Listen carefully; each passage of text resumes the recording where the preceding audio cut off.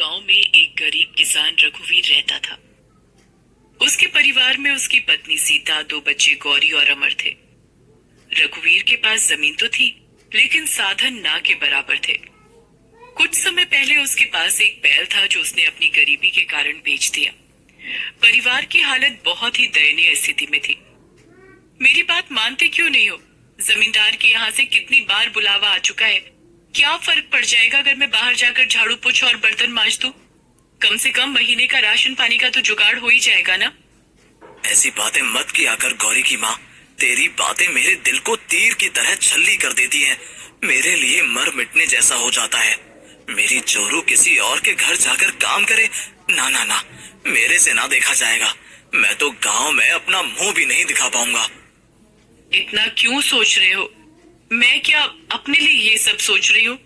मैं भी तो परिवार के लिए ही सोच रही हूँ। मैं जानता हूँ सीता, लेकिन फिर भी ना, काम करने तू तो नहीं जाएगी।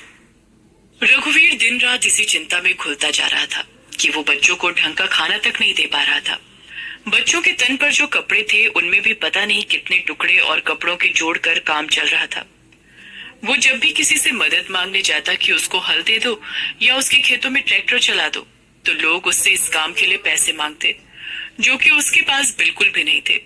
वो उनको दिलासा देता कि फसल अच्छी हो जाएगी तो पैसे दे दूंगा, लेकिन कोई भी उसकी मदद के लिए आगे नहीं आता। एक दिन अपने खेतों में फावड़े से जमीन को खोदते खोदते वो अधपरा सा हो गया। सूखी जमीन पर फावड़ा भी नहीं चल रहा था। उसकी आंखों से पानी निकल निकल कर जमीन गीला कर रहे थे। उसकी आंखों के आगे बार बार अपने परिवार का चेहरा आ रहा था।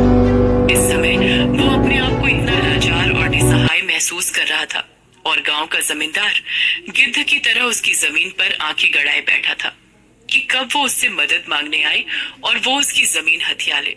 और ये बात रघुवीर अच्छी तरह जानता था। जमींदार जब भी कभी रघुवीर से मिलता तो हमेशा एक ही बात बोलता। काहे रे रघुवीर, इधर उधर धक्के खात रहता है। कितनी बार तो कहा है जमीन मुझे दे दे, अच्छे दाम दूंगा।